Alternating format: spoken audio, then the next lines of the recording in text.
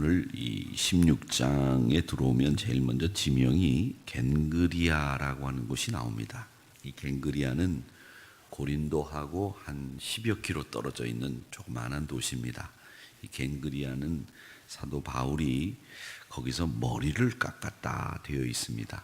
사도행전 18장 18절에 보면 사도 바울이 겐그리아에서 형제들과 작별하고 배를 타고 수리아로 떠나가다가 머리를 거기서 깎았다 그렇게 얘기를 하는데, 사실은 성경학자들이 바울 사도가 머리를 왜 깎았는지 그 이유에 대해서는 정확히 알 수가 없습니다만은 아마 머리를 깎은 것은 주님께 더 헌신하고 더 열심을 다해서 충성하겠다라는 의도로 머리를 깎은 것 아니겠는가 이런 생각을 합니다.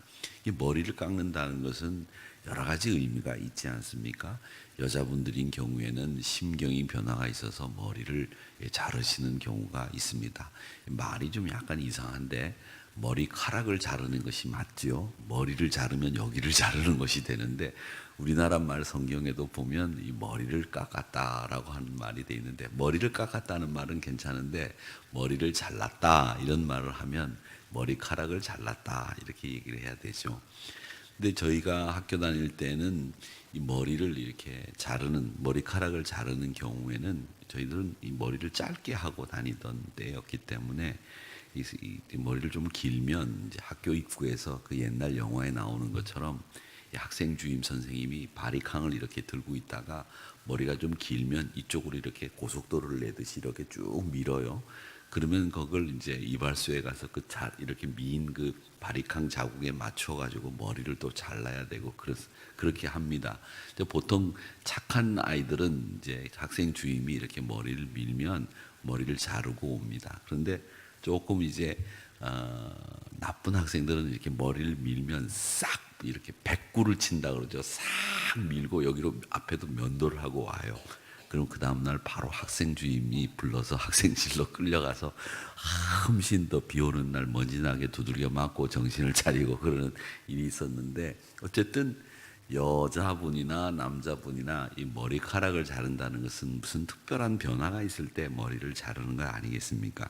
그래서 바울 사도가 이 겐그리아라고 하는 곳에서 머리를 잘랐다. 그 머리를 잘랐다고 하는 것은 아마 거기서 하나님 앞에 무슨 서원을 한 것 아니겠는가, 결단을 한 거 아니겠는가 이렇게 봅니다. 그러니까 고린도 해협을 두고 이렇게 마주보고 있는 그런 형국의 곳이 고린도라고 하는 곳입니다. 겐그리아라고 하는 곳입니다.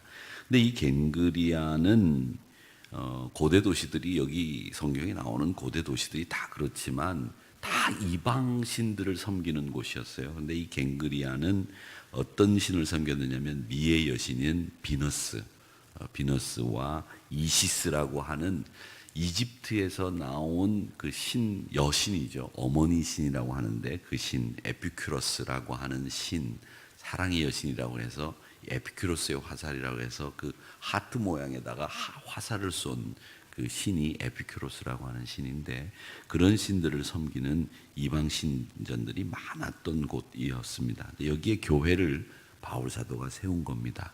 그런데 그 바울 사도가 세운 겐그리아라고 하는 교회에 여자 집사님이 베베라는 사람이 있었던 모양입니다. 근데 이 사람이 겐그리아 교회의 일꾼이었습니다. 근데 얼마나 열심을 다해서 주의 정전을 섬겼는지 바울 사도가 베베를 로마 교인들에게 추천하고 있습니다.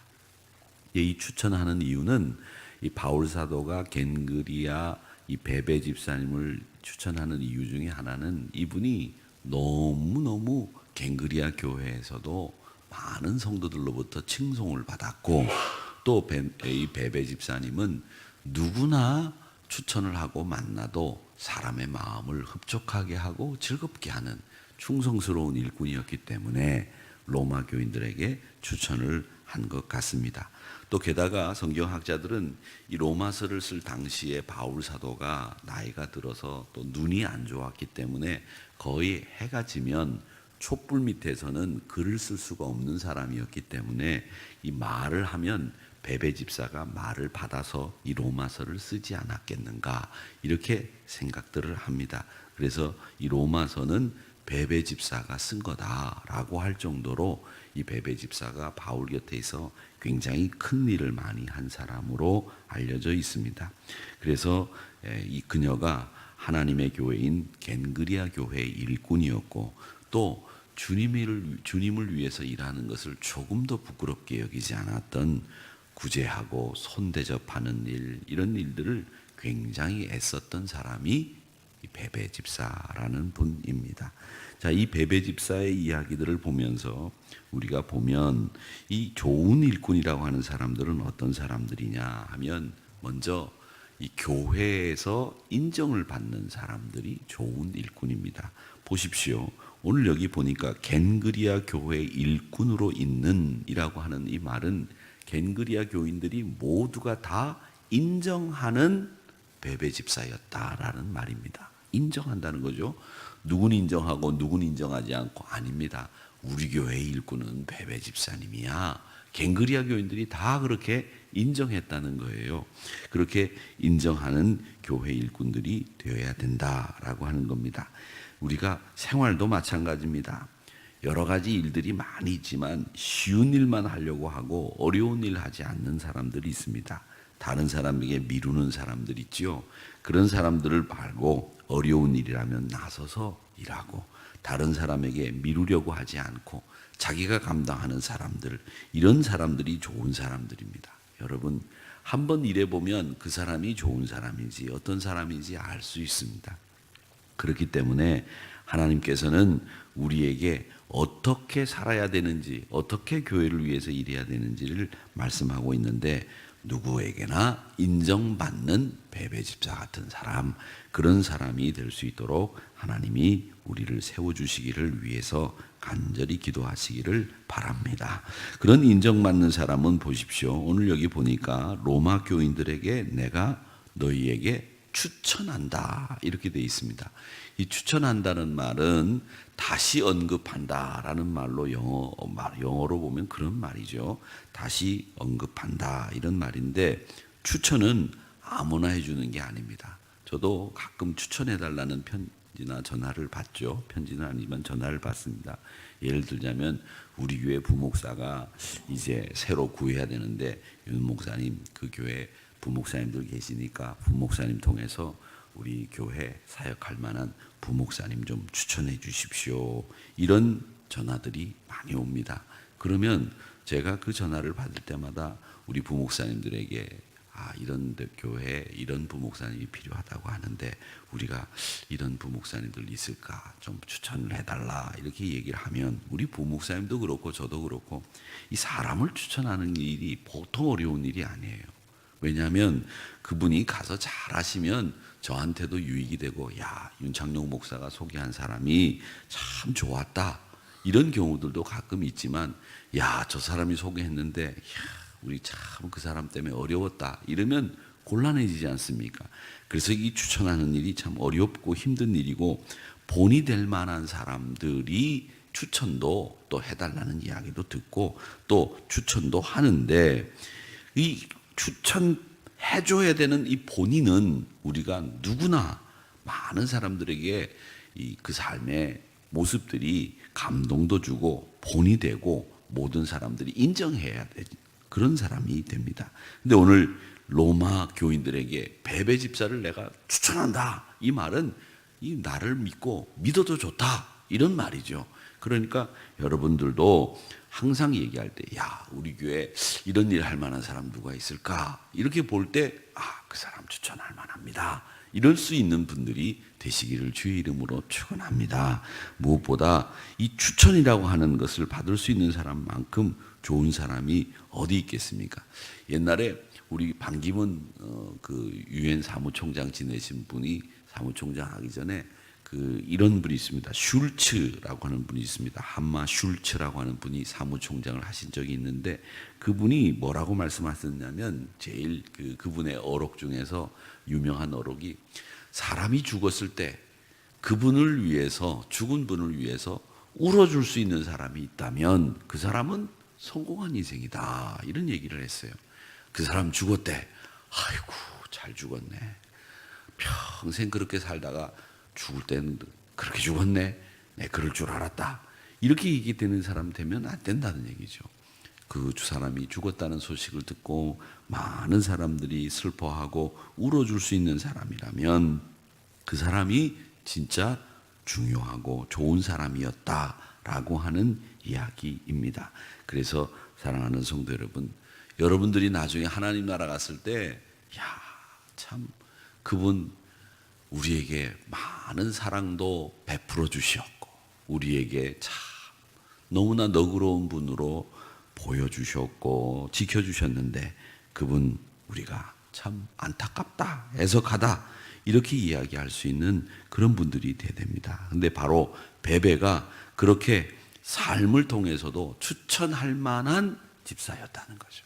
그렇기 때문에 여러분들도 베베와 같은 집사님이 되시기를 주님의 이름으로 축원합니다. 이건 육으로 되는 게 아니라 은혜로 되는 겁니다. 은혜로. 그렇기 때문에 모든 분들이 이렇게 은혜로 추천할 만한 분들이 되셔야 되는데 고린도전서 4장 1절에 보면 뭐라고 얘기하느냐면 사람이 마땅히 우리를 그리스도의 일꾼이요 하나님의 비밀을 맡은 자로 여길지어다. 그렇게 이야기를 하셨습니다.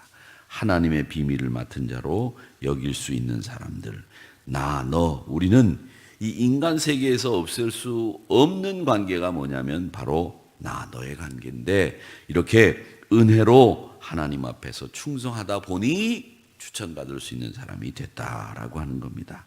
사랑하는 우리 성도 여러분, 항상 하나님의 교회에서 추천받을 수 있는 믿음의 집사님들이 되시기를 바랍니다. 목회자들이 늘 생각할 때, 이 교회 일은 누가 할 수 있을까? 이런 생각을 하다 보면 항상 떠오르는 분이 있어요. 그분이 그 일은 참 잘하셔. 그분밖에는 없어. 이렇게 생각할 수 있는 분은 바로 그분이 성공한 인생입니다. 다른 분이 아닙니다. 여러분, 하나님 앞에서도 이렇게 추천받을 수 있는 분들이 되시기를 주님의 이름으로 축원합니다. 이제 그런 분들을 어떻게 해야 되느냐? 2절에 보니까 바울 사도가 로마 교인들에게 부탁을 해요.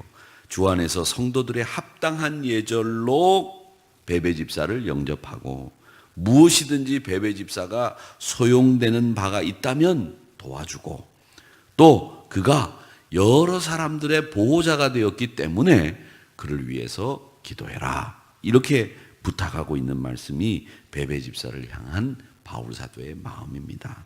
그러니까 여러분, 사람들을 만나면 대접하고 사람들을 만나면 소용되는 바를 필요에 따라서 줄 수 있는 사람이 되기를 주님의 이름으로 축원합니다. 그게 꼭 물질이 아니라고 하더라도 마음이라도 줄 수 있어야 그분이 바로 베베 집사가 될 수 있는 겁니다. 여러분, 그러니까 신앙생활은 늘 둘러보는 생활이에요. 그런데 이 둘러보는 것이 참 이게 어렵고 힘든 일이에요. 공감한다라고 하는 말이 있지 않습니까? 공감. 이 공감이라는 말이 요즘에 참 많이 쓰이는 말인데 공감할 수 있어야 되는데 내가 느끼기는 느끼고 알긴 알아요. 머릿속으로. 그런데 마음은 그렇게 생각하지 않는 거죠. 머리로는 알아요. 이해하고. 우리가 요즘엔 정보가 너무 많으니까 어떤 사람이 어떻고 저런 사람이 어떻고 이런 걸 다 아는데 마음으로는 공감하지 않는 거예요. 머리로만 알고 그래 그 사람은 그 사람 사정이고 난 사정이야. 이렇게 생각한단 말이죠. 네, 여러분, 믿음의 사람들은 저도 참 그걸 잘 못하는데 이게 지식으로만 끝나는 게 아니라 마음으로도 공감하고 그걸 알아줄 수 있는 동병상련, 동병상린. 즉 내가 아파 보니까 그 사람 그 아픈 거 정말 나도 이해가 돼. 이렇게 공감할 수 있는 사람이 진짜 주께서 우리에게 이야기하는 추천할 만한 인정받을 수 있는 베베와 같은 사람이다라고 하는 것을 우리가 배우게 됩니다. 그리고 우리 성도들은 항상 오늘 여기 말씀에도 보면 합당한 예절로 그를 받아주어라 이렇게 얘기를 했어요. 그러니까 교인들이 항상 그 교회에 들어가면 그 교회에서 나를 어떻게 생각하는가 이걸 굉장히 중요하게 생각하시는 것 같아요. 근데 로마 교회를 가서 이제 바울 사도가 쓴 로마서도 전달해드리고 또 로마도 둘러보고 신앙적으로 그분들과 교제를 나눌 때에 이 베베 집사는 이 사람들이 나를 어떻게 생각할까 인간적으로 그런 생각도 할 거 아니겠어요. 그럴 때에 그가 우리에게 꼭 필요한 사람이구나, 그가 정말 소중한 일을 했구나 이렇게 성도들의 합당한 예절로 그를 받아주어야 된다는 것이 이 바울 사도의 권면이고 바울 사도의 말씀입니다. 여러분, 새 가족이 오면 여러분 그를 항상 합당한 예절로 영접하시는 저와 여러분이 되시기를 바랍니다. 어떤 새 가족 요즘 열심히 나오시는 우리 성도님 한 분이 계세요. 그랬더니 그분이 뭐라고 그러냐면, 목사님 제가 하늘교회 와가지고 열심히 봉사하니까 뭐 열심히 그냥 있는 기존 신자들보다도 더 열심히 하시는 분들을 이제 새 가족으로 우리 교회 오면 그분이 그러는 거예요. 아, 목사님 제가 처음에 와서 열심히 하니까 어떤 신자가 와서 하는 얘기가 너 신천지 아니냐 그러더래요. 아, 저는 신천지의 신자도 모르는데 신천지가 뭔지도 모르는데 저보고 신천지 아니냐 그렇게 얘기를 해서 제가 참 많이 실망했다 이런 얘기를 합니다. 여러분, 그건 합당한 예절로 말하는 게 아니에요. 합당한 예절은 그 사람이 거기에 대해서 분명한 증거가 있다든지 뭐 혹은 무슨 얘기가 있을 때 그렇게 얘기를 해야지. 아, 열심히 봉사하는 그 사람을 보고 야, 네가 우리도 봉사 안 하는데 너가 그렇게 열심히 일하는 거 보니까 너 교회를 넘어뜨리려고 하는 추수꾼 심천지구나 이런 얘기하고 뭐가 달라요? 그럼 보통 사람들 같으면 야, 내가 교회가 여기밖에 없냐, 내가 신천지 같다는 소리 들으면서 내가 하늘교회 나올 이유가 뭐가 있겠냐 이렇게 생각하지 않겠어요? 그러니까 여러분, 사실은 우리가 하는 말 한마디 때문에 많은 교인들이 상처를 입고 오해를 갖게 되기 때문에 말은 특히 조심하셔야 됩니다. 특히 열심히 일하는 분들 상처 주지 마시고, 열심히 일하시는 분들은 가서 힘을 복도도와 드려야죠. 야, 잘한다 박수치고 그래야 되는데 꼭 일하시는 분들을 그렇게 건드린 분들이 계세요. 응? 일하시는 분들을 건들지 말라고요. 참 싸나운 분들 같으면 일하시는 분들 건드리면 물 텐데 우리 교회 일하시는 분들은 다 온순해서 물지도 않으셔요. 그냥 그런가 보다 그러는데, 그런데도 열심히 일하시는 거 보면 정말 대단하지 않습니까? 그러니까 우리 사랑하는 성도 여러분, 성도들의 합당한 예절로 늘 성도들을 영접하시고 받아주시기를 바랍니다. 무슨 일을 하든지 간에 주를 위해서 일하면 격려하세요. 잘한다고 박수 쳐주세요. 그게 합당한 자세예요. 그게 합당한 예절이에요. 야, 너는 말이지, 내가 말이지, 나는 참 이 일 하는데 너는 그 일 해? 아니에요. 그 일도 소중하고 이 일도 소중한 거예요. 다 소중하지 않은 일이 없어요. 교회 일은 하나라도 없으면 안 되는 일이기 때문에 여러분 항상 합당한 예절로 영접하시기를 바랍니다. 그리고 그가 소용되는 바가 있다고 하면 도와줘야 됩니다. 왜? 그 사람이 나의 보호자이기 때문에 그래요. 여러분이 나의 보호자고 제가 여러분의 보호자예요. 이게 관계가 없는 데가 어디 있습니까? 제가 뭐 어쩌다고 하더라도 하누리교회 목사가 여러분들의 영적인 보호자죠. 그거 분명히 기억하셔야 됩니다.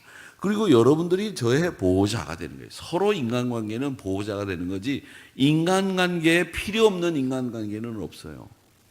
그런데 어떤 분들은 그런 생각해요. 이야, 인간관계, 필요한 인간관계만 나에게 있다 이렇게 생각하시는 분들이 있는데 나중에 큰 낭패를 당합니다. 그러기에 여러분, 우리가 알고 있는 분들이 다 나의 보호자고 내가 그분들의 보호자가 된다라고 하는 생각을 가지시고 그렇게 성도의 합당한 예절로 영접하고 서로 소용되는 바를 제공해주는 이런 배배 집사와 같은 분들이 여러분들이 되시기를 주님의 이름으로 축원합니다. 그래서 우리 하누리 교회는 배배 장로님들, 배배 권사님들, 배배 집사님들이 정말 한 분도 빠짐없이 다 되셔서 합당한 예절로 영접하고 또 서로의 필요한 바를 제공해 주면서 보호자가 되어주는 이런 좋은 추천할 만한 인정받을 만한 그런 집사님들, 그런 장로님들, 그런 권사님들이 다 되시기를 주님의 이름으로 축원합니다. 아버지